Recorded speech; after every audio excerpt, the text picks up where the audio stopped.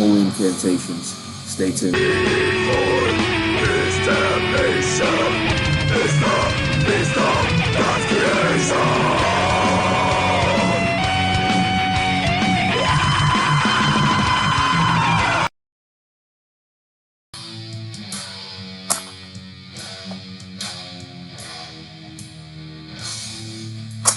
What's happening, Gorgons? How y'all been?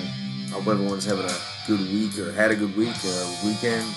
However, fucking, yeah, come bring up a chair, come hang out for a bit, man. This may be a short one, maybe a long one, we'll find out. But yeah, fucking, what am I jamming tonight? Some fucking Incantation. A band I don't really talk too much about, because I feel like there's really no need to. They're so fucking well known, and I mean, now, when I got into them, not everyone really talked about them much. You know, they weren't just, they're huge now, which is great. Come grab a drink, or go grab your favorite drink, shit. Got a little fucking Newcastle Brown Ale, man. Good stuff.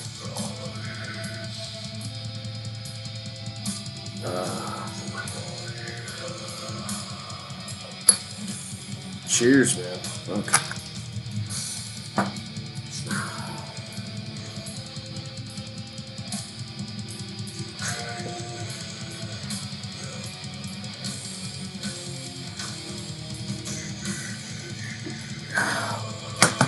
Yeah.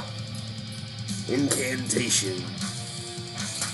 Actually, this is my favorite track. It's the last track on Diabolical Conquest. It's a 15-minute long fucking epic, man. It's one of my favorites. Looking for the case here so I can tell you the fucking name of it. It's a long fucking name. I never remember the name of this track. CD case is all busted up. I've had this thing for fucking ever.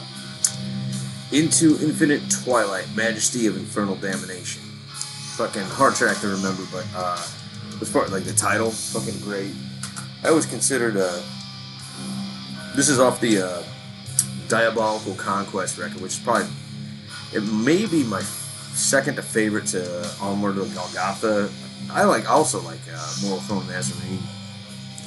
Chris Pillar's vocals on those early records are just, reminds me of Will a little bit from Mortician. Very, very fucking brutal. Low end. The guy that did the vocals for this record, I forgot what the fuck his name was. He was the vocalist, I believe, in the band The Chasm from Mexico. This album has such a blackened feel to it. Actually, Incantation in general always kind of reminded me more of like a blackened death band that just, people really, they just say that they get lumped in with the death doom stuff, and I never really got that. I always saw like those slower element parts that they had, to me, were more black metal than doom. And I don't know if anybody knows what I'm talking about. All that, like this song, I used to fucking go to, when I was in like high school, I used to sleep to this song. I put it on my headphones or on my stereo here and fucking just hit repeat. It was like this mellow, atmospheric, dark fucking track. But I always associated with black metal. It has that atmosphere, you know, like a black and death feel, you know, more or less than the fucking the death doom thing. I feel like they got that tag got slapped on many years later, like more recently. People started calling Incantation death doom like more, I want to say, in the last 10 years. I always consider them like a infernal and holy black and death metal type band. Brutal too, you know. But like those doomy elements, I always associated that with like Hellhammer and Celtic Frost. You know, that's that black and goat fucking sound, man. You know, evil as fuck. I love it. Those harmonized, doomy fucking riffs. But they're black metal. I mean, they're doomy black metal riffs is why I look at it. But yeah, I love Incantation.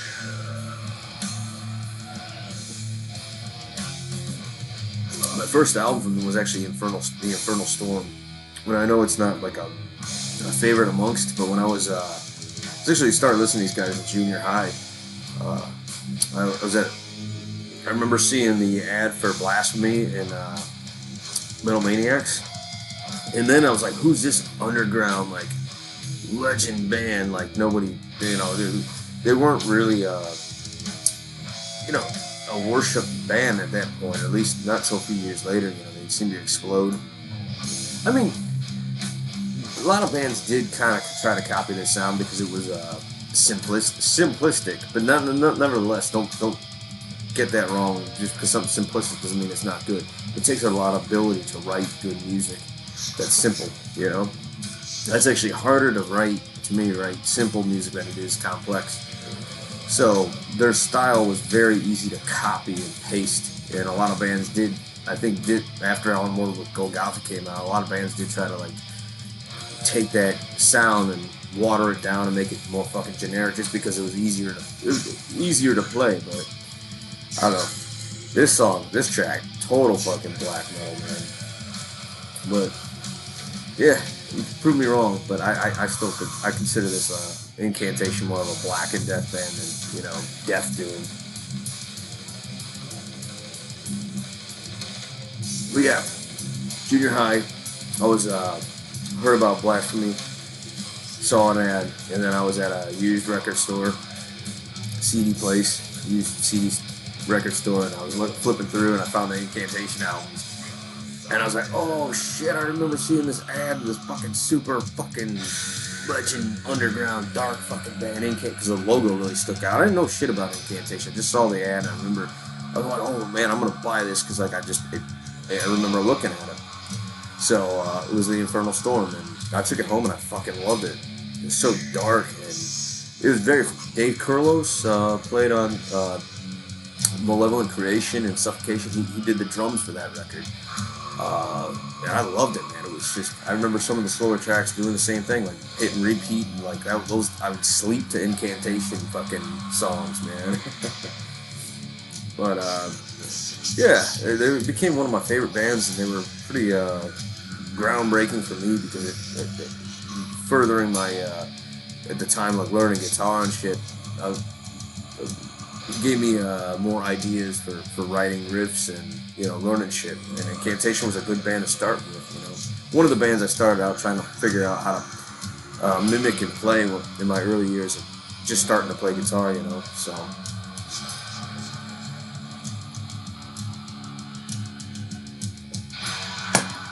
But yeah, it's my take on Incantation. One of my favorite bands. I'm sure I know a lot of people probably like them too. In the comments, so let me know.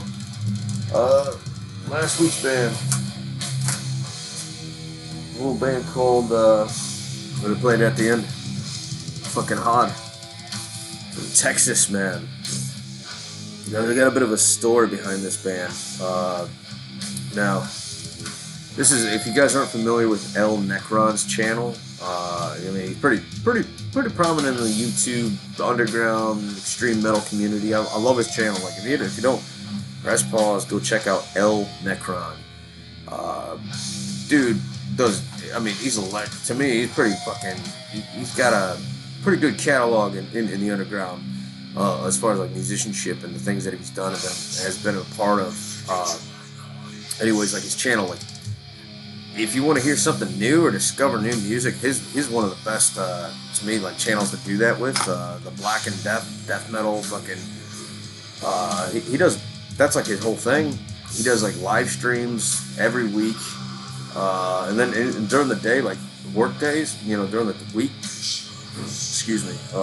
He'll do like lunch live streams, on his lunch break, or when people are on their lunch break at work, like around 11 or 12. And he just plays all kinds of shit. It just so it's like if you want to discover some new bands or something you've not heard or something different, man, it's great. I really love what he does. But anyways, Carl, man, a shout out to him and Ahad. I know you guys are no longer together, but the story I have behind this band and what this band, before I go on about that, what this is black and death metal. This is really good black and death metal. This is their first album, Serpent. Came out I think in 2009 or 2010. They have another record, harder to find, but there's going to be a re-release of it, so Go on Metal Archives if you can and check out HOD, H-O-D, man. Fucking, if the name sounds weird to you, it's fucking based off of one of the Norse gods, man. So, anyway, so what? So back in the day, I was reading Metal Maniacs, and I think I've told this story to El Necron before, or I'll tell it to other people. But here's my spiel of it. So I didn't realize, but Carl and El Necron, he was in the band called Thornspawn from Texas. They were on Osmos Productions. They're really kick-ass fucking black metal. Now, when I was a young kid, like 12, 13, junior high, I remember reading Metal Maniacs, and they came out with their, I don't know the name of the record, to be honest. They came out with a record, and it was on Osmos Productions. They had a fucking ad, you know, an interview in Metal Maniacs. And back in those days, I read everything. So if I bought the mag, I read everything, every little thing I could find about any band or whatever, because I love this music, you know. Fucking, they did an interview, and I remember reading about them, like, you know, being a black metal band, extreme, or whatever. And one of the things that stuck out was, like, they were talking about Slayer and how they would put heavily influenced by the Hell Awaits record, which I was a huge Slayer freak back then. So I'm like, cool, like they're doing the trade-off solo thing, like Hell Awaits inspired. So I thought that was fucking awesome. And it's just crazy. Years fucking later, my Cryptic Fog band, we went down to play a fest in Texas called the West Texas Death Fest. And now, little did I know, I didn't know all the bands on the fucking bill we were going to be playing with, or that were playing. HOD was one of them. HOD was one of the headliners, because they were a bigger name. And I saw them. They played the second night, and I was blown away by it. I thought of it as like this epic black and death band. You know, they were really good. And that was how I heard about them. Then fast forward years later, I didn't think nothing of it. Doing this YouTube stuff and like hearing about different channels, I came across his channel, and he was talking about some of the bands he was involved in, and I'm like, holy shit, he was in Thornspawn, and then fucking he was talking about HOD. I was like, wait a minute, I played that festival many years ago. I thought that was so cool. And so yeah, this is my little story about HOD, so you guys definitely should check them out. Like I said, I think there's going to be a re-release of the second record. One of his bands that he's done is Pious Levis, another really good black and death band. Fucking, that's his most, I think, prominent new project that he's been doing. So yeah, just a little story there for you.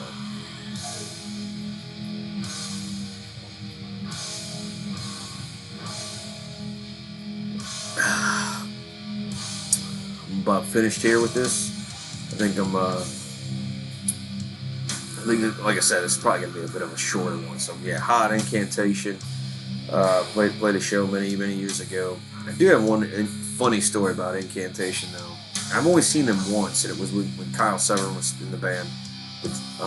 Actually, this record I'm playing right now is Kyle Severn's on the fucking drums. Like that's what he debuted in. Anyways, the only time I saw Incantation, I got entirely way too intoxicated, and the guitar player, not John, they had the dude that wore the do-rag. I don't understand that, man. He wore like this bandana do-rag thing. I was so wasted at this gig. They're carrying out their gear, and I'm like slurring my words trying to talk to John, and I fell over the other guitar player. He had his amp in his hand. I think knocked his fucking amp out of his fucking hand, man. I was way too wasted for that gig. Kind of an embarrassing, funny story. My advice: don't get too drunk at a show, man. It's not a good thing. But yeah, fucking if you guys want to stick around, I always play a tune at the end. I don't tell you all who it is, so fucking CD skipping, motherfucker. I haven't played this in a while, so until next time, thanks for watching. No, we're gonna edit that out. Oh fuck, is this thing skipping?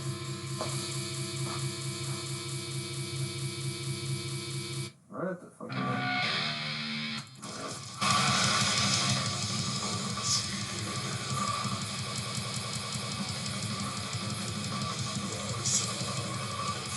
Huh.